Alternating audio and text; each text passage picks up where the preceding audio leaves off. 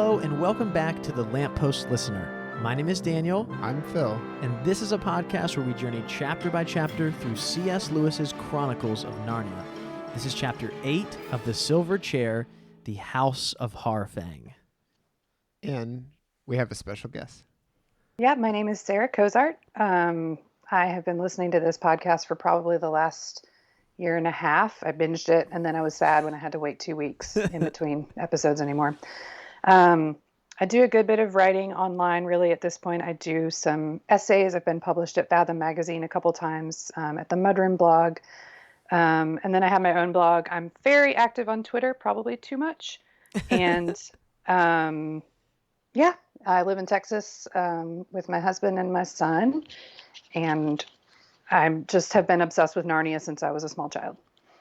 Excellent. We're so thrilled that you're here. Thank you. I'm so happy to be here. Daniel's been bouncing off the walls with excitement in particular. Well, that sounds like you aren't excited to have Sarah here with us. No, Phil. I am excited. Okay. I'm not as bouncy as you are. That's fair. Yeah, Sarah, we are really excited to have you. You have quite the list of credentials there just as a Narnian. And we're going to get into in a minute some of the work you've done. And it's just great to, one of our favorite things about doing this podcast is finding people around the country and around the world who also love Narnia. So we're so excited to have you with us. Well, thank you so much. So before we jump into the chapter itself, Sarah, would you mind telling us how you first encountered these books? Okay. Well, my Auntie Anne, no relation to the pretzel company, gave me the white box set with the 80s covers for Christmas when I was 6. Oh, the best covers, yes. right? And she read me the first couple chapters of The Lion, the Witch, and the Wardrobe before she headed back home for that holiday visit. And I was really skeptical at first because my parents didn't let me read or watch any spooky stuff. And this book had witch in the title. And so for the first chapter, as she was reading, I was fretting about if the witch was coming and thinking it would be something like, I don't know, the Wicked Witch of the West with like the green skin and the pointy black hat. But Auntie Anne kept reassuring me that it wasn't that kind of witch and I wouldn't get in trouble for listening to the story and I should relax and enjoy it. But by the time Lucy went through the wardrobe and had her tea with Tumnus, I was absolutely enthralled. I just couldn't get enough. So my parents just read the rest of the series to me through about, I think, part of the Voyage of the Dawn Treader. But at that point, I was learning to read myself. And so I got tired of waiting for a new chapter every night and finished the series on my own over however long it took me to read as a 7-year-old. And I think I've read them pretty much every year since then. So it's 30 plus years, we'll say, of reading them just about every year. And it's the story of my heart. I think it formed a lot of the architecture of my imagination. Wow, that is incredible. She's definitely read these books more than we have. But I love listening to y'all's podcast because I've read them so many times that it might, it's easy for me to miss things, and listening to y'all come across them. Some of the stuff as adults in new ways means that I notice things that I wouldn't have noticed because I'm still reading them kind of in the eyes of a child. Probably the main thing I was excited about with being a parent was introducing Narnia to my child. My mom threw me a Narnia-themed baby shower, so we've been counting down the years until our son Blaze was able to focus through an entire chapter. So he's 4.5, and we are just about to finish The Magician's Nephew with him, and it has been such a joy. Oh, wow. That's so fun. We have, I don't think I've mentioned this on the show, but Harris's nursery here, he's about to be 4 months, so obviously quite younger than your son, but his whole nursery is Narnia themed. We have these little trees up above his bed and his crib, and then we have a lamppost sticker, and then we have a map of Narnia and a couple like other fun things. And then my sister-in-law painted a painting of Aslan that hangs over his or next to his crib. That's amazing. Yeah, it has been the thing I also was quite excited about being a parent, was introducing not just Narnia but so much good literature to him. And so I think I've mentioned on before, maybe it was on the Dancing Lawn, that we have been slowly making our way through The Lion, the Witch, and the Wardrobe. We are on chapter 10. We get about a page or two before he starts crying. We usually just do it when he's nursing because that seems to work best. He's very attentive then, not towards me, but I can pretend that it's the story itself. But it's been a really fun thing. So I'm glad to hear that other parents also look forward to those. Oh those man, things. yeah, it's been amazing. It totally, like I said, it ignited my imagination, and it's doing the same for him. So I think this is the first story he really like inhabited on his own when he was Hmm. playing. He loves to be Edmund and make me be the White Witch and pretend to eat Turkish delight. Have And he either of hasn't you tried had actual stuff Turkish yet too. delight? No, well, I have, but Yeah, he hasn't had it. yeah. Might be too early. Um, That's gonna be Harris's first food. We'll do it. Yeah, No, first oh, solid no food. vegetables, no nothing, just Turkish. That'll go over really well, right? Sarah, I think I cut you off. Sure. What were you saying as I asked that question? Yeah, I was just gonna say his imagination has just been like completely full. So he loved watching the movies. He watched the first two because in my mind the Disney Voyage of the Dawn Treader does not exist. Oh, Um, Wait, what movie are you talking about? the exactly. Disney, well, no, No, the Walton meet, yeah, exactly. Thank I you. don't. Yeah, Sorry, I'm not a little familiar. slow on the uptake there. And I made him watch the BBCs because those are the ones that I Yes. watched growing up. But he would like grab a stick to make a sword and put on his little floppy junior park ranger hat for a helmet and then go for Narnia and run down the hall the way Peter does. Man, Yes. that has to warm your heart. Oh my gosh, so much. Yeah. The thing that I think we've laughed about the most is that he's created his own multi-episode narrative that he calls Wardrobe, Witch, and Lion. And in his mind, it includes a bunch of movies and an episodic TV show. So maybe Netflix producers need to get in touch with him if they're like Hmm. wanting to figure out how to. it it sounds like he is long term planning in a smart way. Well, yes, it's not canon. So sometimes Paw Patrol shows up or like Scar from The Lion King. Wow. I mean, Um, they're talking animals. I think this is. I think this works. that is true. Yeah. Yeah, and He's I on mean, brand. he is on brand. Sometimes also the Iron Giant from the movie The Iron Giant shows up. So we've got this like giant robot Yeah. stomping around. It's a little That's not off-putting, but canonical. That's not okay. no. But you know what? Yeah, everything except the giant though, and Paw Patrol. Well, I mean, giants are there, so maybe Well, this is the armor that Rumblebuffin has decided to wear himself. So actually, this all does work. Your son is a genius, and he needs to be writing the Netflix shows. Maybe we should have him on the show too. Yeah. So that's so fun to just to see that it's something that you truly love, and now that love is being passed on. He's really enjoying it as well. You can tell from Yeah. the stories. Yeah, and there have been a couple moments. One was in the Lion, the Witch, and the Wardrobe, and he knew about Aslan because I'm writing the book that I'll talk about in a minute. I've got Narnia stuff just all over the place, and so he had seen some of the picture books that we've had, and so when we were reading the Lion, the Witch, and the Wardrobe, a couple points he was like bouncing up and down, going, "When are we going to meet Aslan?" And it was just, I basically cried. It was so beautiful. Oh man. It gives me a lot of hope because one of my biggest fears is that Harris is not going to be super excited about some of the things that I love, which is part of reason why Anna and I decided that, before he turns 1 year, we're going to read The Lion, the Witch, and the Wardrobe and The Hobbit to him. There'll be other stuff, but those are the two that were definitely going to happen before he's 1. He won't remember any of it, but it's just, we'll subconsciously put it there for him so that when we revisit the stories, when he's, 4 or 5 or 6, he'll just have this love for them already. Yeah. It's a good plan. We also read The Hobbit to him. Actually, that was the first chapter book that we read to him. He had seen all of the Lord of the Rings movies, and surprisingly wasn't frightened by anything. But yeah, so we let him read The Hobbit. I mean, we read it to him, and then we decided reading Narnia. Yeah. And fantastic content introduced at a really early age. That's so fun. What would you say is your favorite of the 7 Narnia books? Well, it's kind of, it depends which one I've read most recently. Yeah. That's the Douglas Gresham answer there. Yeah. That's what he always says. Oh, really? Okay. Yeah, he said it's whichever one he's most recently finished. Oh, okay. Well, it may because of that, or it may just because I really have always enjoyed this one. But we finished The Horse and His Boy a couple weeks ago. Okay. And this is not a spoiler because they describe it this way in The Silver Chair. And we've already gotten to that part. But That's the right. fact that it takes place during the golden age of Narnia when the Pevensies were ruling, that has always been the time when I wanted more stories about. And I just love that that's when it takes place. And I've also loved horses since childhood. And I even had my own horse for a little while. And that's not a spoiler also, given the title. Yeah, we are aware that there will be some horses and people as well. I'm sure there might even be a girl in there somewhere. We know there's a boy and a horse, but maybe a girl comes along as well. Never know. So you alluded to this earlier, Sarah, but can you tell us a little bit about your writing? You're currently writing a book, but you've also published some other things before. Do you want to just share a little bit about those things? Yeah. I've always enjoyed writing, but it wasn't until I developed a chronic pain disorder in early 2018 that I started writing regularly and then started submitting my writing to be published online.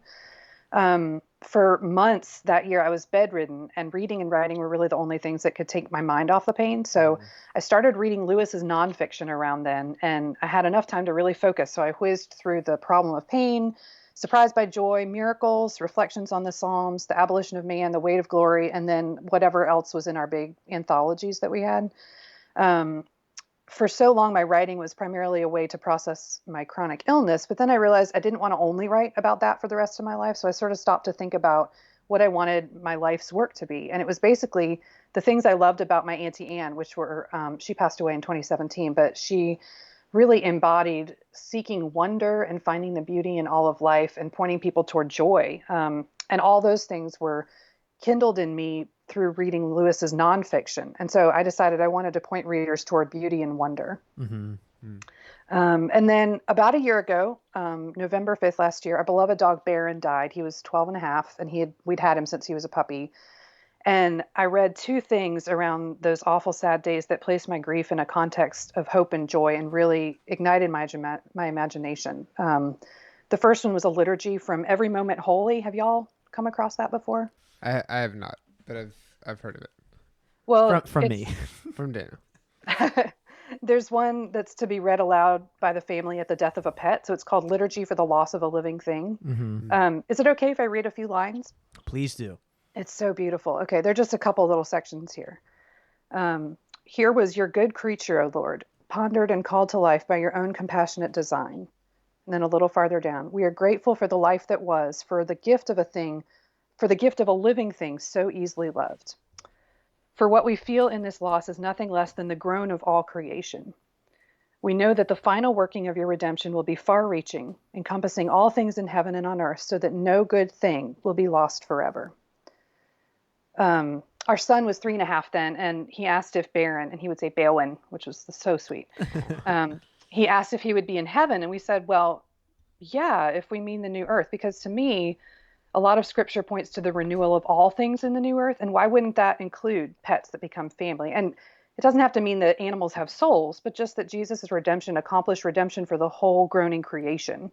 And I don't think there's any theological harm in having this if we're incorrect, because it doesn't take away from our faith that Jesus died for us.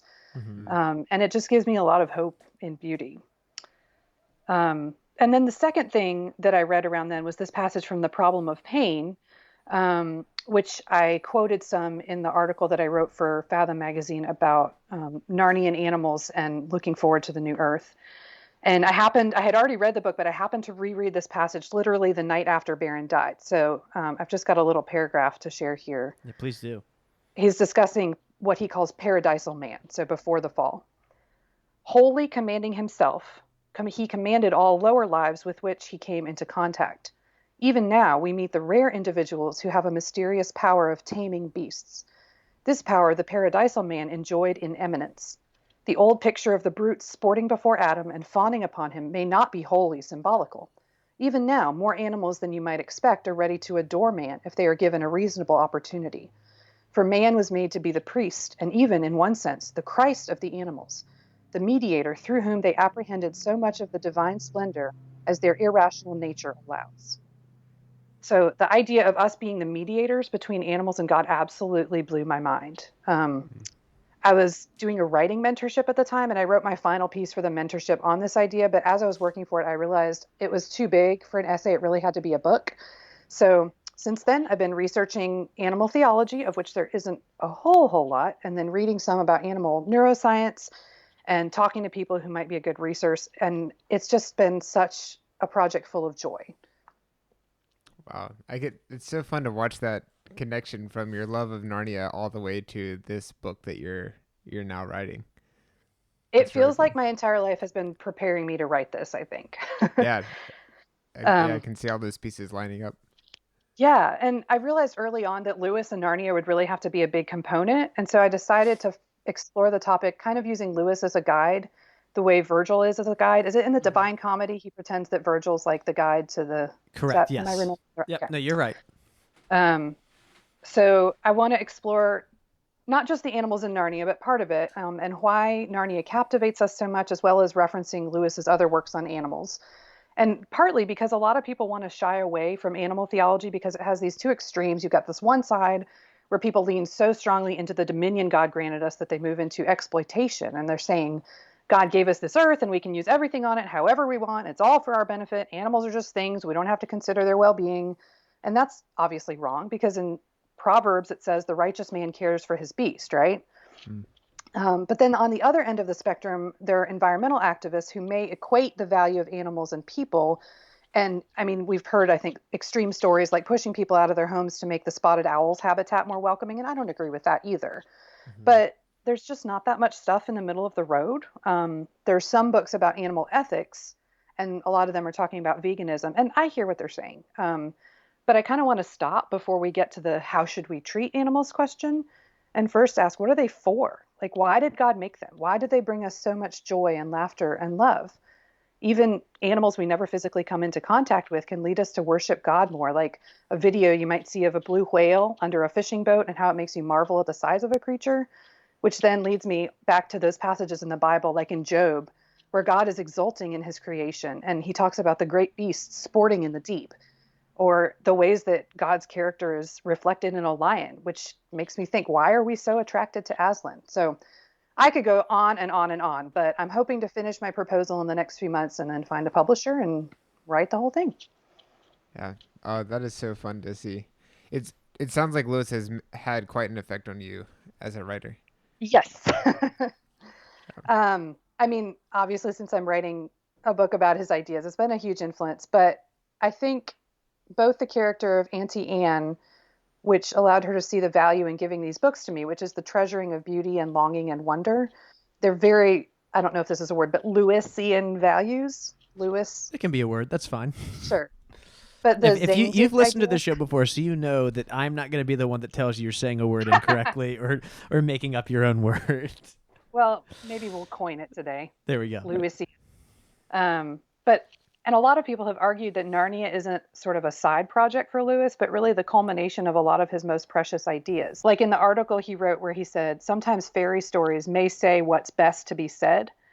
And the more I read his nonfiction, the more I find echoes of those ideas in Narnia. And I like the idea of sneaking past watchful dragons, which is from that same article, to get people to think about our animals in a new way, in a way they may not have been able to think about it before, for particularly this book. But I also really just hope to awaken wonder in my readers with everything I write, with just to show people how the experiences they have can be numinous, which is another word that C.S. Lewis loved. Yep. Just peering beyond the veil and leading to an encounter with Jesus in his wonder and glory. I end up talking about the new earth and pretty much everything I write. I can't avoid it. It is real. It's coming.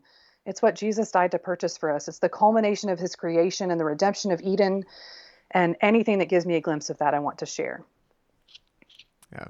What a great goal and kind of mission too. Yeah. That means we're definitely going to be looking forward to your book when it comes out. Yeah, sure. I also have a newsletter, which I don't specifically focus on Narnia, although the last one was almost totally Narnia focused. And so Phil cannot read it because it is full of but I try to pick some pieces of art and some writing, and there always is a little bit of Lewis in there, a little bit, and then a couple of songs that my tagline for it is lifting your eyes to the beauty today and the wonder to come. So I'm trying to place the idea of my book. Maybe I'll be working on that for the next 10 years, but it's part of my searching for wonder and beauty in life, which I hope I can just continue to do for the rest of my life. One more follow-up question, Sarah. You mentioned the problem of pain a lot. I don't think we've ever asked the guest this before, but would you say that is your favorite nonfiction work by Lewis? Do you have a favorite work by him that is obviously not Narnia? Well, let me put in a plug for the Ransom trilogy. You have to read That Hideous Strength. Yeah, I've heard two of the books are really. I know that two of the books are really good. I've heard one is also as good as well. But yeah, okay. So I do love those, but yeah, I don't think I've thought about which Lewis nonfiction is my favorite, but The Problem of Pain has definitely affected me the most. Especially the parts where he talks about paradise. But yeah, let's go with that. I'll say The Problem The of Problem Pain. of Pain. Yeah, it is definitely a helpful book if you're thinking through the problem of evil. And then another, I mean, his book, A Grief Observed, is Yes. so good for being right in the middle of it, because he brings you really deep into the darkness on that one, but there's still a little bit of light on the other side too. Yeah, that's great. That's a great one. I have read A Grief Observed, and it's beautiful. I've read Mere Christianity. So, sounds like I have a lot of work to do. You have all your life before you. Yeah, That's right. that's fine. And all his books. I bought you a couple of his books. Have you not read any of the ones I purchased you? No, I'm doing a podcast with you. You're like, I've had enough of this guy. Have to read each chapter twice. All right. Well, I think that's a great way for us to move into the chapter that we're going to talk about today. So, Sarah, thank you so much for letting us learn a little bit more about you. And now we have the joy of going through chapter 8 alongside you. So in our last chapter, Jill, Eustace, and Puddleglum, they journeyed through a snowstorm and arrived at Harfang. So Phil, you have our chapter summary for chapter 8. Whenever you're ready, take it away. While standing before the giant king and queen, Eustace and Jill followed the Lady of the Green Kirtle's advice and communicate that she suggested having them for dinner. They are welcomed with very large, open arms, but immediately Jill burst into tears. Recognizing their guest's plight, the giants arrange for baths, food, lollipops, and toys. Jill sleeps a good long time, but upon waking, forgets a dream that featured Aslan. Luckily, once the group gathers in her room the next morning, Eustace sees out the window one of the signs they had forgotten about. Realizing the need to leave, but unsure of their freedom to do so, they hatch a plan to sneak out during the day. As the giants depart on a hunting trip, Jill slyly asks permission to have free reign at the castle. It is granted, albeit with suspicious amounts of laughter from the party. Very nice. Dreams featuring Aslan is my favorite track that dropped last year. That was well done. Thank you. So, Sarah, what was your initial reaction or initial thoughts on this chapter? Well, at first I sort of thought it was kind of an in-between chapter and that not a whole lot happened. Like it wasn't this nail-biting, suspenseful chapter.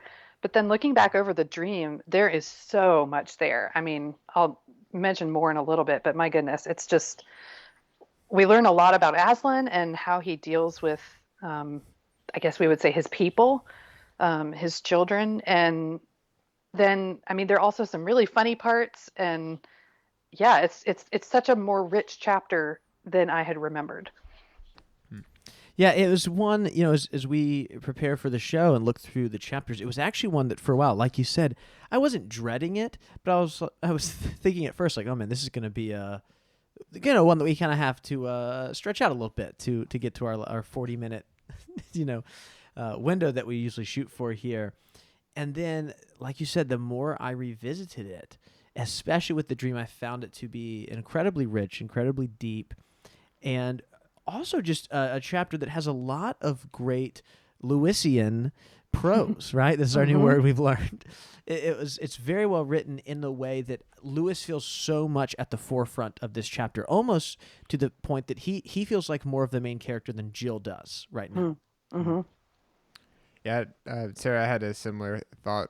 So when I went back to write the chapter summary, I thought, I don't know how I'm going to get 150 words worth of stuff, because it seems like they slept and then woke up, and it just didn't seem like a ton happened. But then going through it a second time, and then preparing to write the summary itself, I found there's actually quite a bit in there, and then I overwrote and had to whittle down to find kind of the main things that happened. Mm-hmm. So I'm excited to unpack this. Let's start. So the chapter begins with Eustace, Lucy. Oh my goodness, Eustace, Jill, and Puddleglum. Puddleglum is still rather inebriated from the last chapter. He even, what does he say as they get up there? He's Respectable. Respectable. That might be my favorite one. We can definitely say Louisian if respectable Yeah, That'd that's be considered a word. exactly. It's funny how each time he tries to explain what he is, it becomes more and more ridiculous. It's a funny thing. And so the three of them, they come before the king and the queen, who Lewis does not describe in very pleasurable means, in a very pleasurable way. Here, he does not pull any punches when describing these two. Yeah, I mean, the illustration that I have in my book, they are pretty terrifying. And of course, the stuff that he says about um, the makeup on the makeup on the giant queen's face is pretty opinionated. But then I think he's right. I mean, seeing the picture, I'm like, oh yeah, that looks terrible. Yeah, there's, one of the things we've gone back and forth with on over the course of the show is Lewis's role as the narrator. And actually, in our most recent Dancing Lawn episode, Phil and I went into this because we got some listener feedback about Lewis as the narrator. And here, I don't feel like this is Lewis as much talking, himself as the narrator, or even the narrator, who, if it's just some third party. It feels like we're getting an insight into how Jill feels, especially that we are being put into her mind, and obviously it's still a narrator speaking for us, but these are her fears that we're hearing described here. She looks at the queen and sees that it's, isn't a very nice thing to look at the best of times, her powdered face, but it's much worse when it's 10 times too big. Yeah, there's some fun contrast here too. Just the way the sizes of everything is described is pretty enjoyable, and the people are included in that list, the giants themselves.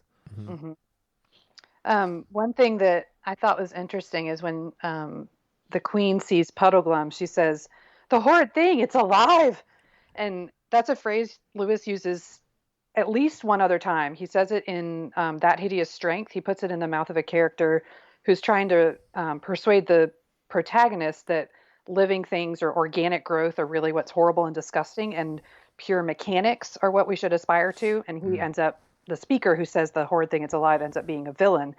But it's just interesting to me. I don't think there's any particular significance, but it's just that this phrase was apparently something that floated around in Lewis's head a lot. Yeah, which makes me curious where that phrase may have come from. Like, it was some adult in his life as a kid when they see a spider, or maybe he said it, maybe a housekeeper said it. Who knows? Yeah. Right after that exclamation, we get the narrator again lets us know, it almost apologizes to us because Jill begins crying. And the line that Lewis writes is, "I hope you won't lose all interest in Jill for the rest of the book if I tell you that at this moment she began to cry." And he goes on to tell us, there's an excuse for this. Here's why all this is happening. But that, again, is an example of Lewis, or at least the narrator that he is writing, being really at the forefront of this chapter. So after all this, after Jill's crying, she then gets what they've all been dreaming of, which is to take a bath and then sleep in a nice warm bed. She was not thinking of lollipops, because that gets written in there. Right. The lollipops part is not welcome. Neither are the toys that keep being delivered to her room. But she does get the bath, and the way even the way that toweling off is described, it sounds really fun because everything is supersized, and so they just roll around in the towels and then they're dry. And then she, later on, we find out she slept for 15 hours. Yeah.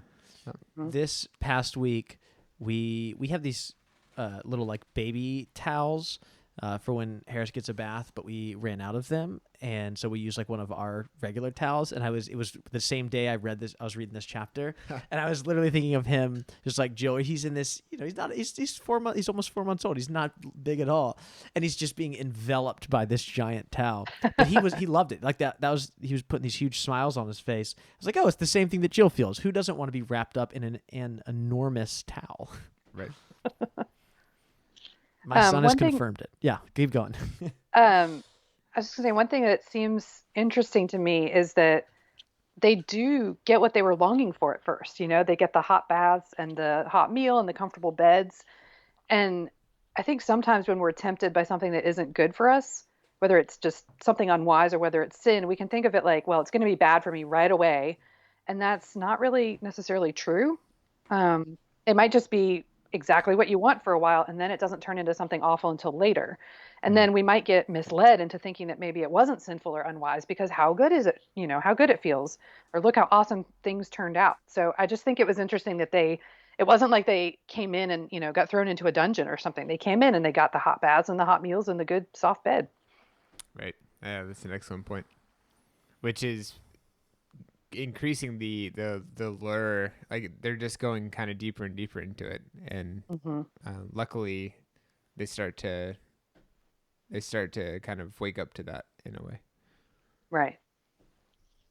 So before we let Jill go to sleep for the night and talk about this dream, I wanted to mention one thing, which is that we learned that the snow has stopped and it has started raining, and that this is going to wash away all the snow. And then the giant kisses Jill as she puts her to bed, and Lewis says he knows nothing so disagreeable as being kissed. And I have to disagree with him for a second, because just a couple of paragraphs ago, he talks about this wet rain, and I find it very disagreeable when it has snowed and then rain washes out all the snow and it gets really muddy and like soupy everywhere. I think that's worse than being kissed by a giant. Have you been kissed by a giant? I haven't, but I can just assume. Well, what's so interesting about that phrase is, has the narrator been kissed by a giant? Yeah, that's fair. Right. That's what I thought when I read it. And maybe it's just the teacher in me who just sees the snow melting and being washed away by rain and goes, oh man, it's over. No more snow days. Exactly. Well, then after Jill, she falls asleep in 5 minutes.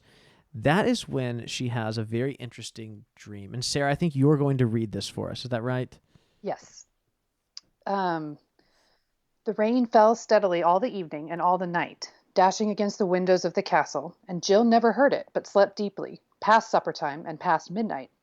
And then came the deadest hour of the night, and nothing stirred but mice in the house of the giants. At that hour there came to Jill a dream. It seemed to her that she awoke in the same room and saw the fire, sunk low and red, and in the firelight the great wooden horse. And the horse came of its own will, rolling on its wheels across the carpet, and stood at her head. And now it was no longer a horse, but a lion as big as the horse.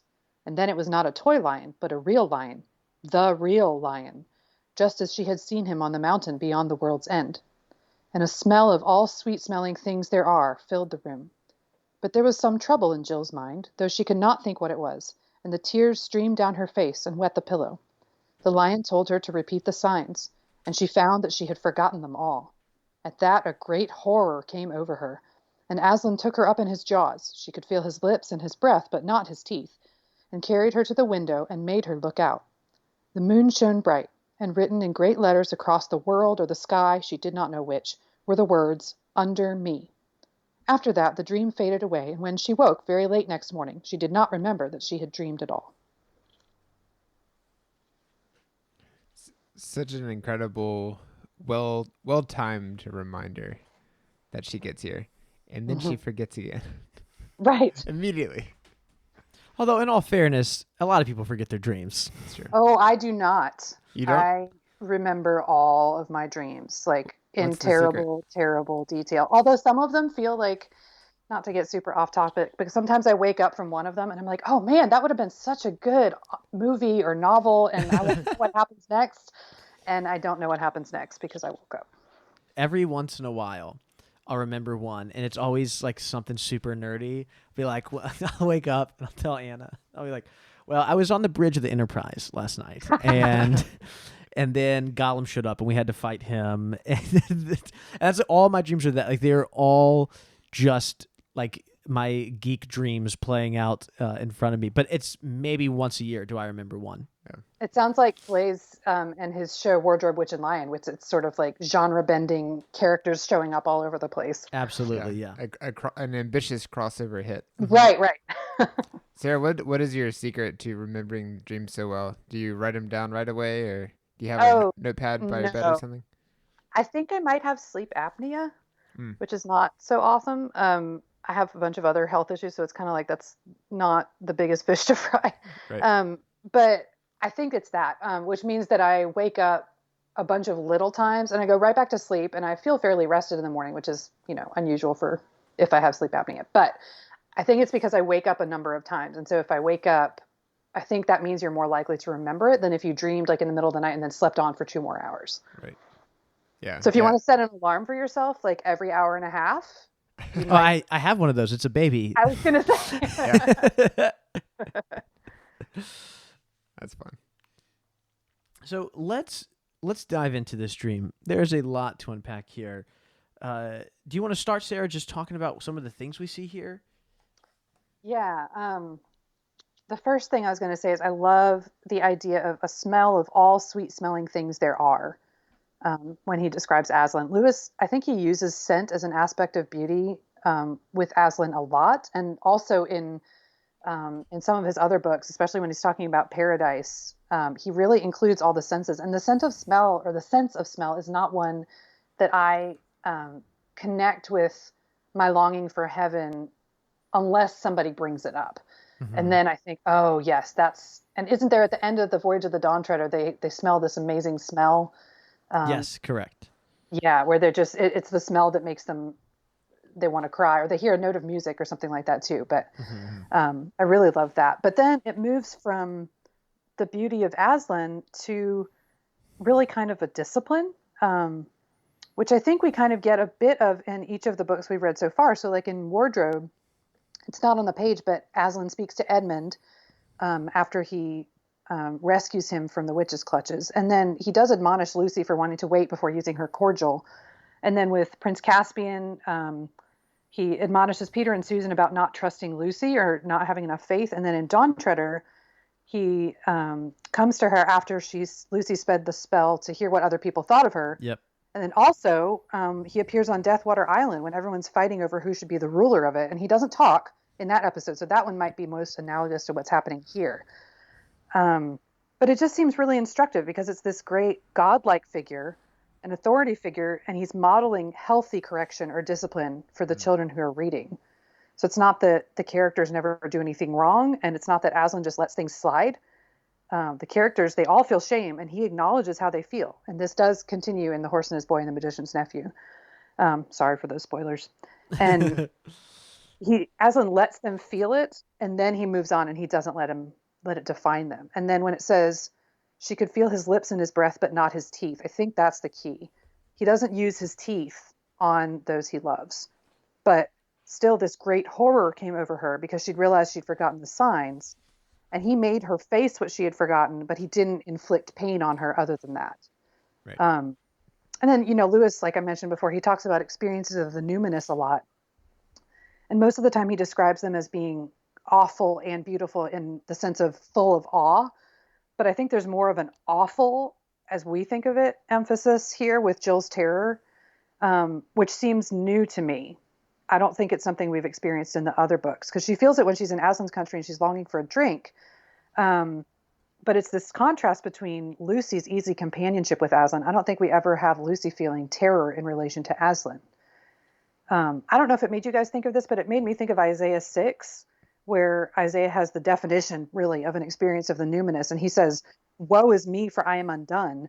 And he's undone because he is unclean or has unclean lips. And so it's like the scene with Aslan admonishing Jill is telling us about Aslan's holiness, partly through the lovely smell, but also the terror of having wronged him, as well as his mercy, and with him not using his teeth. That was what really stuck out to me about the dream. Yeah, that's such a good point, Sarah. And as you're saying that, I'm thinking about, we've often gotten descriptions from Lewis, or even had characters tell us that Aslan isn't a safe lion. We hear about his paws. They could be I think it's like deadly, or they could be painful if you didn't know how to velvet them. But we've actually not had any of our characters really respond that way. Even Eustace, when he first encounters Aslan in his dragon form, is so desperate for help that he's fine with Aslan coming. Even though it's painful and ripping off the scales hurts, he's not terrified of Aslan. Jill's the first character that we see that, we see the phrase from the Beavers of him being not being safe. we really see her response to that. She is well aware that Aslan is not safe, and we see that in her fear throughout this book so far. Mm-hmm. And I think as the series progressed, as Lewis was writing, and this I think is another argument for reading them in publication order, at least at first.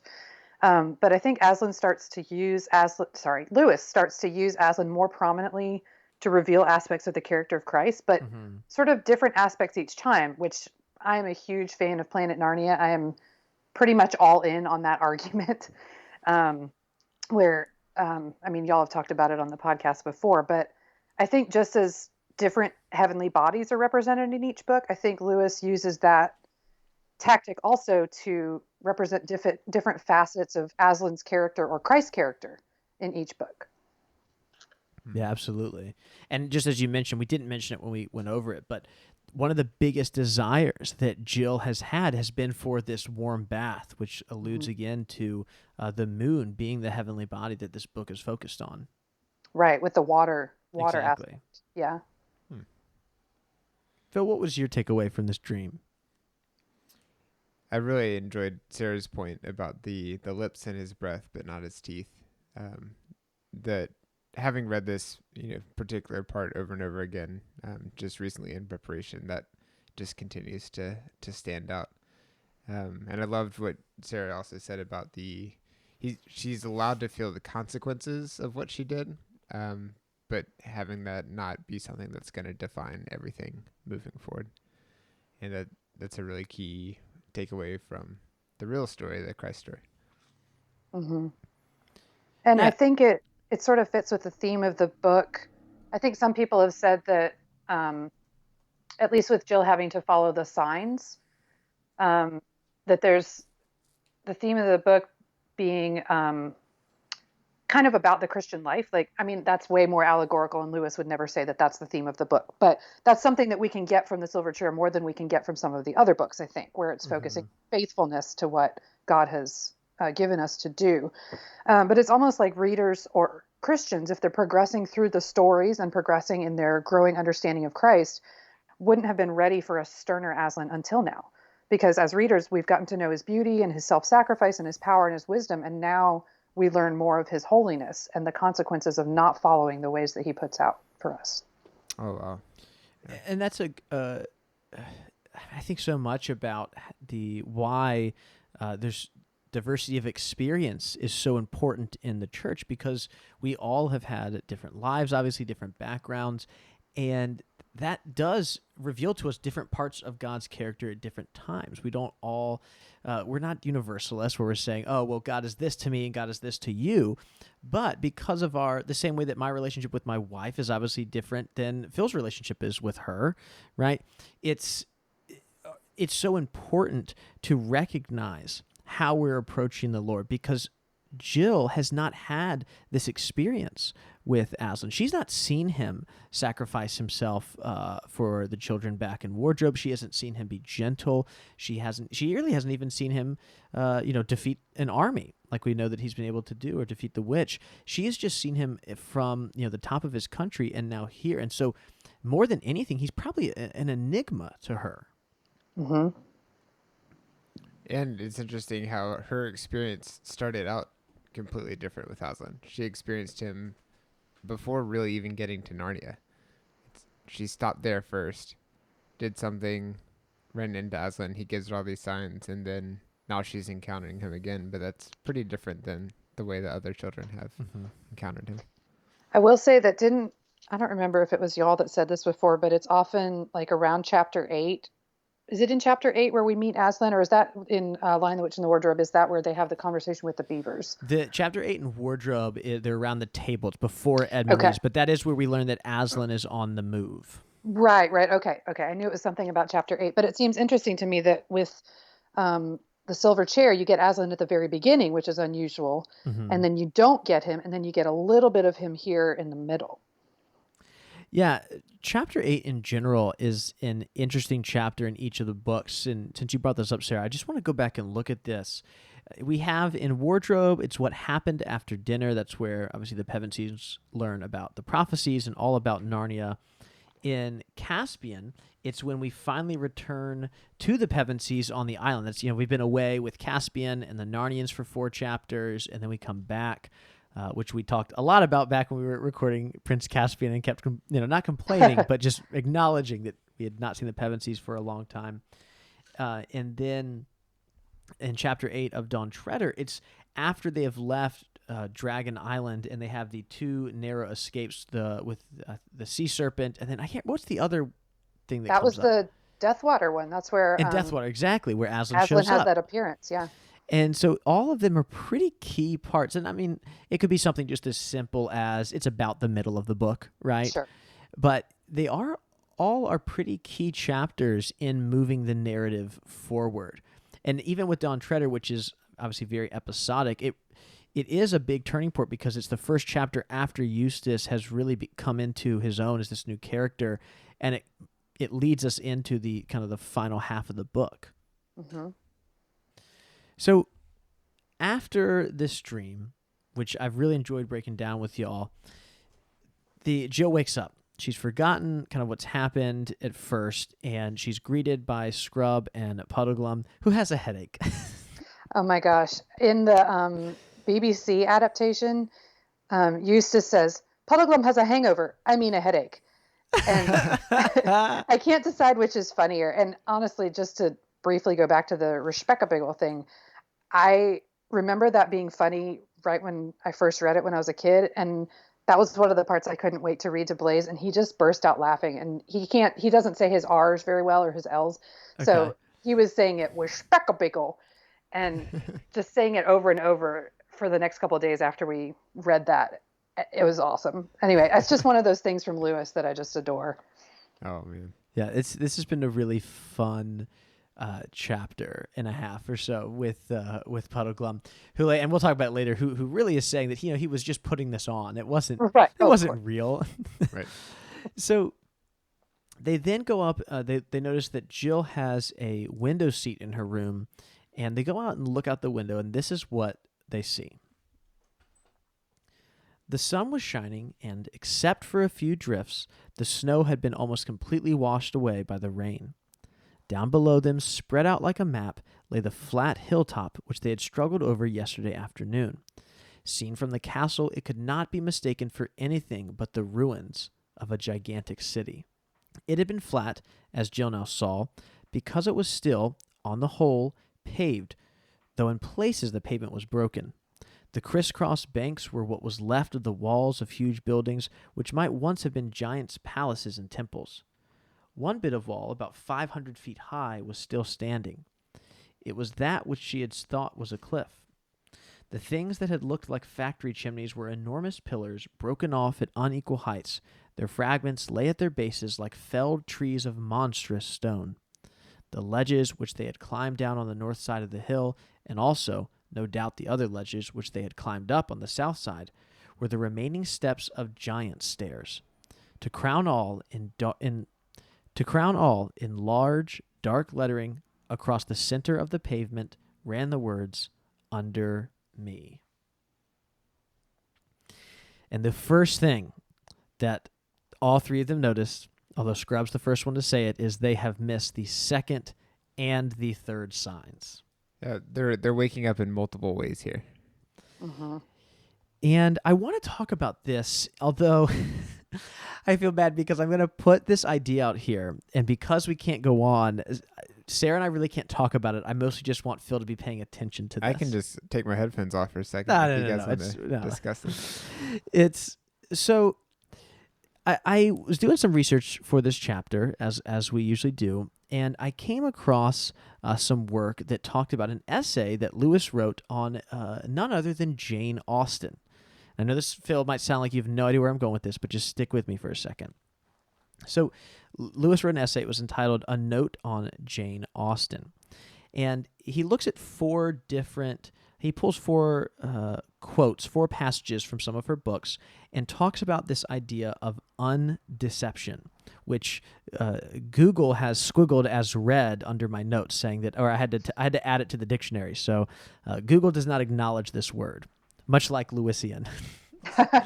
And The thing that he wrote, he said that it is the undeception is structurally considered the very pivot or watershed of the story. He uses the phrase to describe some kind of uncovering of a previous deception or an awakening to the true reality. And he argues that this appears not in all, but of many of Austen's works that she did. And as I was doing more research, I also found in my own book that I have by David Downing, which we've mentioned on the show before, it's called Into the Wardrobe. He even talks about this, and he pointed out that this is Lewis's own undeception in one of his stories. The blindfold has been taken off of not just Jill, but all three characters in a way that they realize all of the focus on Harfang was really a huge folly at this point. Now, and you could say even on a surface level, you could just say, oh, the deception of the ruined city and the phrase under me, oh, they finally figured it out. We're going to find out that little thing that she was trapped in at the end of last chapter, which the little like ditch, was actually one of the letters itself. But like I just mentioned, the bigger undeception that is occurring is the fact that what they've been chasing after has not been the right thing. And I guess we can't talk about what happens next, Phil, but I would love for us to continue to pay attention on if we start seeing a change in Jill's character now that this undeception has occurred. I think we definitely see all three of them are aware of their mistake, and the entire tone of the chapter has suddenly shifted. They're looking out the window and they all realize it. You can even see it in their interactions. They're all taking responsibility instead of blaming each other. And they're all saying what they could have done better, what they did wrong. There's so much acknowledgement happening there. I really liked what Eustace said, where he says, "You were thinking how nice it would have been if Aslan hadn't put the instructions on the stones of the ruined city till after we passed it. And then it would have been his fault, not ours. So likely, isn't it? No, we must just own up." That's a really mature observation, to realize that that's what they were all hoping had been the truth. And I feel like that all the time, where it's like, oh, come on, God, how could I have possibly known that I should have not done this in that way? And then he sort of sits and waits for me to realize, oh, no, I did know. Right. Yeah, it is this kind of, I would say the last night was the most splintered this group of three had been. Not that they were like falling apart, but you've got drunk Puddleglum off in one corner, you've got crying Jill, and you've got Eustace, who is the reluctant leader as they approach the giants, but he really is, he's not focused on the task at hand either. And then looking down, this revelation of the second and third signs has really woken them up to, it's been a reminder of what the real purpose is for coming to Narnia. They didn't come here just to hang out and have a fun time at a big house. Right. So then the three travelers have quite a big problem in front of them, which is that they are in this giant's house, and they come to the conclusion that they really can't just sneak away to go back and to go to this ruined city that they can see out the window. So Puddleglum and Jill especially are trying to come up with what is it that we can do to, have the giants let us out for a bit to go check this out. Phil, what happens here? They do it in a really crafty way. They realize that if they can't open the door themselves, and they also realize that if they ask to have the door left open, that might arouse some suspicion. So they don't fully understand what the giants are going to do or not do yet, but they do understand that if they try to do anything out of the ordinary, it may lock everything down, and then they wouldn't be able to escape at all. So they come up with this great way where they're going to kind of act like they're having a great time and that they don't have a care in the world, and then look for an opportunity in the middle of the day to get near the border and then run across it and kind of get out of there. So they're going to sneak out of the house. And let me read what Lewis writes, because we can't pass over this without talking about it. Here's what the narrator of this book says to us after we're introduced to this plan. As a matter of fact, Scrubb's plan was not quite so hopeless as you might think. If you want to get out of the house without being seen, the middle of the afternoon is in some ways a better time to try it than in the middle of the night. Doors and windows are more likely to be open, and if you are caught, you can always pretend you weren't meaning to go far and had no particular plans. It is very hard to make either giants or grown-ups believe this if you're found climbing out of a bedroom window at 1 o'clock in the morning. How is this the same guy who told us that not to shut the wardrobe behind us, and now he's letting us, hey guys, here's how the cool kids sneak out? I'm going to grab a Sharpie and completely write over all of that so that in like your son can't find it? Yeah, when Blaze is thinking of sneaking out, he's not going to be inspired by his mom's literary hero. Yeah. And I think this is actually quite a good argument here that it is not C.S. Lewis who is the narrator of these chronicles. I wonder if you could even argue that each one of these might have, if Lewis himself is not narrating these books to us, is each narrator different for each book? Whereas maybe the narrator of Wardrobe is this very sensible, risk-averse person, whereas the Silver Chair narrator is a little bit more mischievous, wanting you to get a little bit into trouble here. Well, in the especially in Paralandra, Lewis makes himself into a fictional narrator, but he's still named Lewis and still essentially is the same person. And so I'm wondering if he did that kind of thing, where he is thinking of himself as the fictional narrator, who in these books isn't unmasked as the narrator the way he is in Paralandra, and at the end of Out of the Silent Planet too. But yeah, I think that's a good idea that maybe he's like, well, in this one, it's sort of more of a parent, and this one, it's more of a mischievous, let's all go on an adventure person. Yeah. Or is it the same narrator who has changed over time? Yeah. Oh, maybe. So it's the same person, but also a different person in that they are different and they've loosened up a little bit on some of the rules. Right. Or maybe he's trying to grow up with the audience. And like in Harry Potter, when they get into like more and more serious trouble. Right. Each book. And then that would be an argument to read this in chronological order, because then this is the 6th book, and so you're a little bit older at that point, and it's okay. It's more acceptable to. No, this doesn't work. No, I'm saying. I guess that is difficult because the narrator would. Okay, the theory doesn't work, so whatever. No, this is what we do here. But we explored it, and that's what counts. So we explored it, and that's what everyone's here for. So, I thought that was, again, just like I mentioned earlier in the chapter, that is. Lewis's prose at front and center here. It just feels there's a warmth, just like the warmth that's in the fire in this chapter, just to the way that he's speaking to us. They're in a pretty tense situation, and yet my main reaction or emotion as I'm reading this is not fear and anxiety. It's joy. There's giddiness, right? Yeah, you smile when you read that section. So Jill goes along with this plan, and she really leads the charge here. She acts she plays the part here, if you will, as she goes about the house being so excited, talking to the queen about how excited she is for the autumn feast. We learn that the giants are going out on a hunt, and we learn that obviously it has to be on foot because there are no giant horses. So I guess we know that the Horse and Those Boys is not going to feature a giant horse. It could have been. I wasn't sure. Well, real quick before we get there, I love this part where Puddleglum says with a deep sigh that they need to act as though they don't have a care in the world and be frolicsome, right? And he says, yes. And this is the irony here just is so well done. He says, "You two youngsters haven't always got very high spirits, I've noticed." And coming from someone who's been such a downer the whole trip, that's just so enjoyable. He's like, you have to act really happy and carefree like I do. And then the way he describes this like horrible grimace and like he doesn't, he can't actually do it. But then to have Jill just understand exactly what she needs to do and execute it perfectly. It's so fun to watch. Yeah, I think I say frolicsome a fair amount just because of this book. I mostly say it with our dog and with our son, but and frolicsome, he cut a most mournful caper. And then like Daniel mentioned earlier, I think I dare say you two thought I was a trifle tipsy last night, but most of it was put on. Right.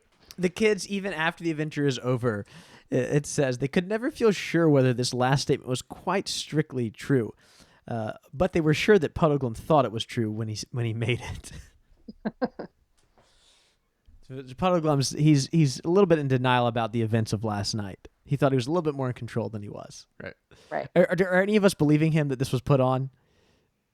I love that, and this is acknowledged in the book. I think that he thinks it was put on. Sure. Yeah. Yeah, but no, I do not think it was put on. Yeah, he definitely drank too much. I think he had too much, and I think while he was inebriated, he was thinking, "Oh, I'm going to play this up a little bit," but he didn't realize exactly how many times he said "respectable." Right. So Phil, the chapter ends with this scene of Jill acting up and being frolicsome, as we might say in Sarah's household. It sounds like, and you had a part you wanted to read. Is that right? Yeah, it's just these last two paragraphs where Jill's talking to the queen, and Can you describe the queen to us? Yeah, so there are no giant horses, but the queen has 6 younger giants carrying her on their shoulders. And you know what it makes me think of? It makes me think of, Sarah, have you seen The Emperor's New Groove? Yes. It makes me think of Kronk carrying the lady on his back the whole time. I'm not familiar. Yes, that's a great image. Except that, well, it's debatable, at least from this Pauline Baines illustration, whatever that lady's Yzma, whether she is more terrifying or whether this headdress on this giantess queen is just horrible. It is pretty frightening. I think this illustration is the most terrifying Narnia has ever been. And then especially when you see the little dogs at the bottom, there's just something so unnerving about everything that's happening. And it's just the queen. Like, the other giants look fine. I have no issues with them. They don't look scary. They just look, like giants. But the makeup she's wearing with that headdress is just, I don't know what's happening there.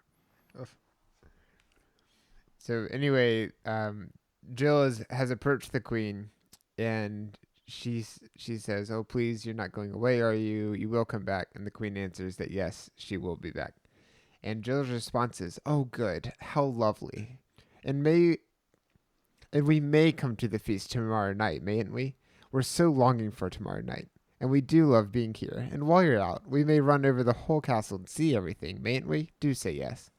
The queen did say yes, but the laughter of all the courtiers nearly drowned her voice. Did you just want to say mayn't? Is that what you read this? I am glad that I got to say it twice, but that's not the only reason. Okay. I just love how, and it's so skillful. Jill is saying all these nice things and just having the best time. It's fine if we walk around the castle and have free reign, right? And we are really looking forward to it. She slips it in there. The queen says yes, but there's also there's something haunting about the laughter of everyone else drowning out the queen. And it makes me want to read the next chapter. Well, when people who are immensely more powerful than you are constantly laughing at you, I think that makes me really suspicious. Right. Or at least it makes me really uncomfortable. And I don't know if I've personally been in situations where a bunch of people in power are laughing at me, but I've certainly... me neither. I know, but we've seen it in movies. We've seen it enough times. We've seen this situation before. And I think that he's really leaning on that in a really good way as a writer. Well, do we have any final thoughts before we wrap up chapter 8? I don't think so. I really think we mostly said it already, just that how this sort of seems like an in-between chapter, not a throwaway chapter, but a setup chapter. Oh, yeah, I agree. And then it ends up just giving us so much, especially about Aslan and about how he relates to his people. Yeah. And I use people in the most broad word because he uses people to describe animals all the time. Mm-hmm. And I'm, creatures, I guess. Yeah, I agree with this is a setup chapter, and it's masterfully done. We have the comfort part, we have the quick connection to a previous part with the dream, and then we have the realization that it kind of gets them back on track, but then we also have enough things happening that we're nervous going into the next chapter. It's this perfect cocktail of events leading up to whatever's going to happen next. Yeah, there's something unnerving about this house, right? Yeah. And I think that, not a sense of dread, might be a little too strong right now, but this sense of uneasiness does kind of just stay with us. This like dull hum in the back stays with us throughout the entire chapter, and it doesn't go away. And so this is really, especially for first-time readers, I'm sure this is, even as a build-up chapter, there's something to be excited about. Yeah. Well, and Or I maybe worried realized about. also that one of the ways he does that is through how creepy the nurse is, Mm-hmm. how she keeps calling Jill Poppet and bringing her all these unpleasant toys, and how we get into Jill's mind and how she's like, I don't really like this enormous nurse, Mm-hmm. coddling me like a tiny child, which is annoying anyway when someone does that, but it seems more menacing, I guess, in this way. And then when they realize that they can't open the door to get out of the room, and then when everyone's laughing at them, it does, like you said, it makes a sort of low hum of, it's just unsettling. It's not, something's not quite right. Right. All the little pieces have started to add up, and that laughter at the end is, we're just about at breaking point. Right. All right. Well, that concludes chapter 8. In the next chapter, chapter 9, the Friends of Aslan, as we'll call them here, they learn about the giant's true plans. And Phil, have you looked at the chapter title of next chapter? I know we should probably say this for next time. I can see it because it is. It's the next pages are right page. next to each other. Does it intrigue you? It's called How They Discovered Something Worth Knowing. That is either packed with information or contains no information. Okay. It's a nice blend of the two. But if it's worth knowing, then I'm glad they discovered it. Well, let's get into some listener feedback. Yeah, so this is an email from Elena. Hi, Phil and Daniel. I only started listening to your podcast a few weeks ago, but I quickly caught up. I love what you're doing. You're about to take an incredible journey. The Silver Chair is one of my favorite Narnia books. I think The Horse and His Boy and The Silver Chair are tied for first in my mind, but I love all of Narnia. I was first introduced to Narnia through the movies. I think I may have read The Lion, the Witch, and the Wardrobe as a little kid, but I can't be sure. I was very young when the movies came out. Back in the dark ages of 6th grade, I picked up The Silver Chair for a book report and loved it. Then I completely forgot that I had read it and left all the books on the shelf for years. Finally, in my senior year of high school, only 2 years ago, I read through the entire series. This was during the time when I was finally beginning to connect to my Catholic faith, and I think Narnia played a part in that. I was confirmed in November 2019, and ever since, I have been diving deeper into C.S. Lewis's work, and through him, Tolkien, Chesterton, and MacDonald. In the relatively short time I've been reading his work, Lewis has already been a huge influence on me. I can definitely feel God working through him. I have some thoughts that I would like to share with you. First, going back to the Voyage of the Dawn Treader, the albatross scene stuck out to me. In high school, I had to study The Rime of the Ancient Mariner, a poem by Samuel Taylor of Coleridge. In the first part of the poem, the Ancient Mariner tells the story of how his ship was taken by a storm into a sea of ice. When the men had almost lost hope, an albatross came, and with it a good wind for the ship to escape. Here is an interesting stanza. At length did cross an albatross, through the fog it came. As if it had been a Christian soul, we held it in God's name. This is reminiscent of how Lucy calls for Aslan's help right before the albatross appears, while the message of the poem is more complicated than this passage would make it seem. I think this is an interesting connection. I know that many writers have pulled from the Rime of the Ancient Mariner, specifically through the imagery of the albatross, and I think C.S. Lewis may have done the same. Building off of this idea, I think it will be interesting to look for the different ways that Aslan appears in the books and how he interacts with the characters. He can take many physical forms. He can be any mixture of gentle and stern, and he can sometimes appear without the characters or the reader even realizing he was there. I honestly have so many thoughts about the Chronicles of Narnia, but this email is long enough already. I hope you enjoy The Silver Chair. Your loyal listener, Elena. P.S. I will echo some of your other listeners in encouraging Daniel, and Phil as well, to read That Hideous Strength. I finished it a couple weeks ago, and it blew my mind. Well, thanks so much for that email. And I chose this email because of this part here at the end talking about how Aslan appears in different ways, because as we were preparing for this chapter, and we've already been able to talk about this, we've talked about the way that Aslan's appearances throughout these books are very varied, right, throughout this. And so I wanted to pull that just because of that important thing. But also this great connection between Coleridge and some of his work. I've got to be honest, I have not read a lot of Coleridge. He's one of the romantics that I've not dived a lot into. And honestly, I'm not a huge fan of romantic poetry. I find the history of it and what was happening behind the scenes way more intriguing than the actual work that was done itself. That's my literature hot take for you. But but that's such a great connection, those two. Have you read any of his stuff, Phil or Sarah? Not that I know of. How about you, Sarah? I think I read The Rime of the Ancient Mariner in high school, but I remember basically that there was an albatross and a ship and a guy, and that's about it. Yeah. Well, good memory. Those are the 3 key parts of it. Right. From what I've learned from this email. Yeah, most of what I remember from Coleridge has to do with his, I think it was Wordsworth that he was like super tight with. And again, like I find studying the Romantics to be, some of the stuff that just happens with so many of those poets, especially in England, just feels like a soap opera. And it is so much fun to learn about. But some of the poetry just doesn't maybe stick with me as much as it does with other people. But Lewis would have been very aware of this. Absolutely. This is something that's only about, he's writing just about 130 years or so, I think, after Coleridge. And so we have to assume that he is being able to pull from some of his own knowledge here.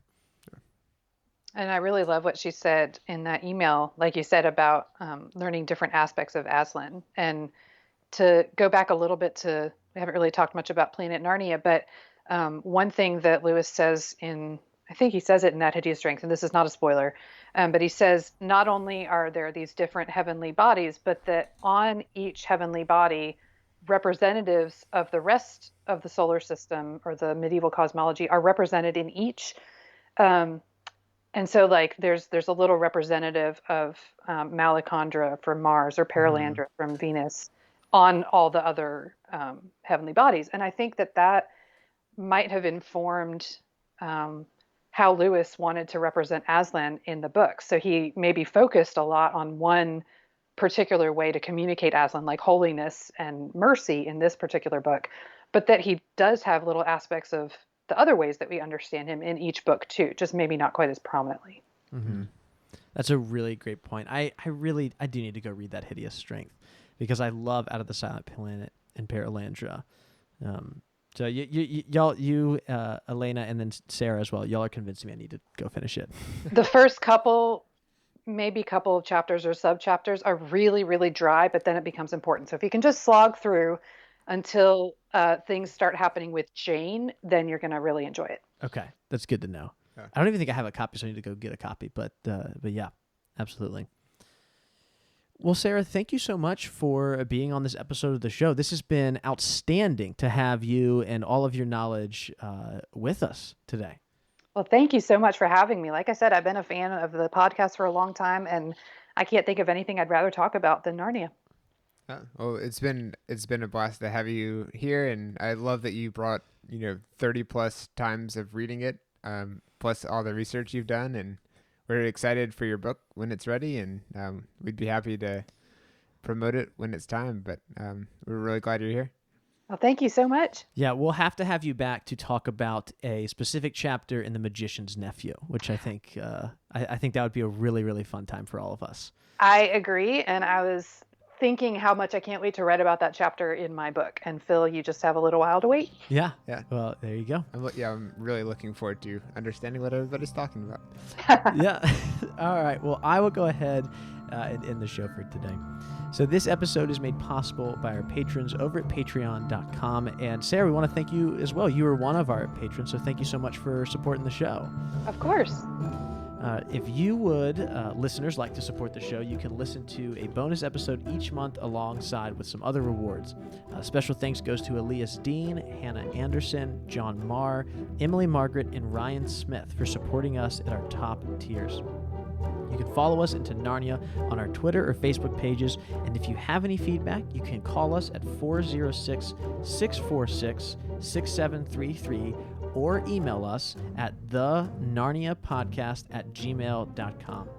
As always, we would appreciate a review on Apple Podcasts because that helps other listeners find the show and join together in our read-through. And also make sure you've hit the subscribe button so that you can wake up every other Wednesday to a new episode of the show. Thank you for coming along on this journey, and we will be back next time with Chapter 9.